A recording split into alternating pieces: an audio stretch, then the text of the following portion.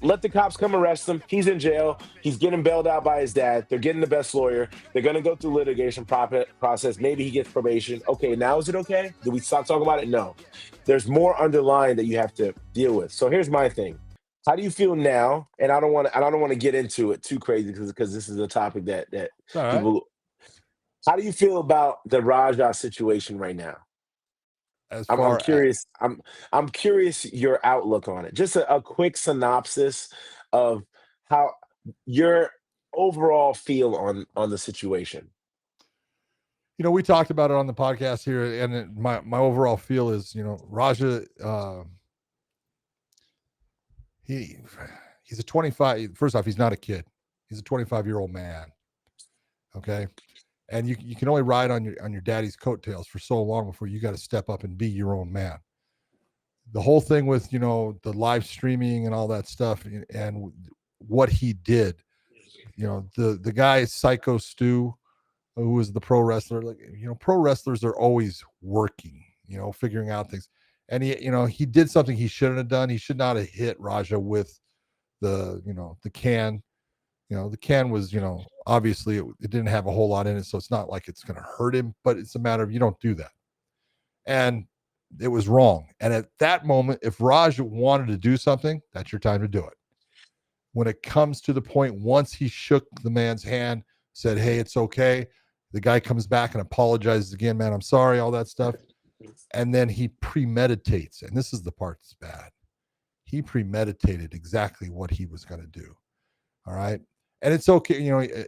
There was people in there and they were talking about, hey, give him a receipt in pro wrestling. What a receipt is, if, people understand pro wrestling, it means that, hey, he hit you with a hard shot. You can hit him back with a hard shot. That's what a receipt is. So when Raj goes in there and he picks him up and slams him, that's a hard shot. Okay. Because he knocked him out. He was not supposed to take him down in the way that he was taken down. But then he goes and he hits him again. Okay, I'll give you that one. When you hit him 22 times, you just committed a crime. And you're a grown fucking man. This is not about fucking trying to impress anyone. It's not about someone calling you a bitch or anything, because this is what I was talking about earlier when I say you make decisions in your life. And sometimes those bad decisions will affect you for the rest of your life. And I love Quentin. I love Quentin as a person. I've been around him forever. But just because Raj is his son doesn't make what he did okay. It's not okay. It was wrong. He's absolutely wrong for what he did. It was criminal, and he's going to pay for it. I truly believe he's going to have a problem. I believe so too. And here's my quick synopsis on it. And people were coming at me in my DMs for it. So I said this, and this is how I know I was raised by a very God-fearing, solid human being, because all of my dad's life lessons come back now. At the end of the day, if you treat everybody how you treat your grandparents, all these all these exchanges we have with people will be great, right? So there's a cause and effect to everything. If I treat this man how I want my brother to be treated, I'll be in a good spot. And let's just leave that there, right?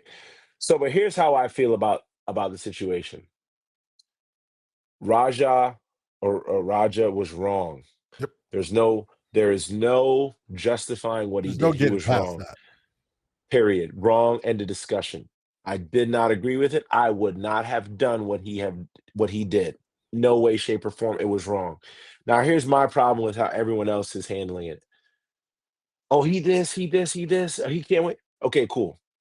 All right, he deserves to get arrested. He deserves to go to jail. You're right. Okay, so what happens now? So what happens? A kid that with no criminal record, they arrest him. They go through the litigation process. His dad is rich. They get the best lawyer. What's going to happen? Is Roger going to jail for 30 years? No, No. he's not. Right? I literally know people that have killed people that have been in and out of jail in 7 years. Right? I have a good friend of mine changed his life around and went to jail for aggravated assault, attempted murder. He did 6 years. He's out of jail. Did way worse than what Roger did, right? So here's my point. Roger goes to jail. His dad pays for all these fancy lawyers. They say, hey, you get on probation. Is it okay now? Did we leave it alone? Is it okay? Is everyone happy? No, no, no. He went No, to jail, right? No, no, no. So these that's people. my thing, right? So that's one point I have. Let the cops come arrest him. He's in jail. He's getting bailed out by his dad. They're getting the best lawyer. They're going to go through litigation process. Maybe he gets probation. Okay, now is it okay? Did we stop talking about it? No. There's more underlying that you have to deal with. So here's my thing: cause and effect. You cannot be upset at the lengths someone will go if they feel disrespected. And I stand and I live and die on that hill. Meaning, if you go to East LA right now, Crenshaw specifically wearing red, saying fuck the rolling 60s. Gang activity is stupid. I'm not never been a part of a gang. I was raised in the church. I actually sung in the choir at one point in my life. I am the polar opposite of a gangster. I don't I denounce everything to do with gangsters. But if I go there wearing red, saying I don't care about gangsters are lame, I'm gonna probably get shot, right? Yes, you are. I can't be mad at what happens to me if I go there and this happens. So my thing with everyone, there's a cause and effect. Yes, he was wrong. I do not agree with it. It was not justified in my opinion. But if someone feels disrespected because of something you did, you cannot be mad at the lengths that person will go. I know people in New York City, in the hood of New York, right? In bad areas, you see this online, you see this in group that have gotten altercations with people stepping on their shoes, stab people because I know that sounds crazy, right? But it happens. So what are you gonna do? I don't want to be the guy that's dead, right? And we talking about, man, you can't believe he killed Phil because he stepped on his shoes. Phil was in East LA wearing red, and these guys killed him. Ain't that crazy? Yes, it is. Have the bandwidth and wherewithal to realize I need to think proactively because people are crazy. People are unstable. Instead of thinking reactively, let's think proactively and let's treat everyone with respect. And let's understand that some people, like Raja, are unstable and aren't all there. So I'm going to think for him. That's why I always keep a gun on me. That's why I always keep two guns on my person because I got to think for the crazy people. I You love know, I got to think for the crazy people. I think proactively to keep me safe and my family safe. And that's all I'm saying. All I'm it. saying You is, look, should. Raja was wrong. He was wrong, wrong, wrong. But there's a cause and effect. Yeah. If we treat each other how we want to be treated, if we don't engage with someone the way we do not want to be engaged with, all these problems will happen few and far in between if we're thinking proactively instead of reactively. Let me ask you this one question off of that, though, since you're talking about respect.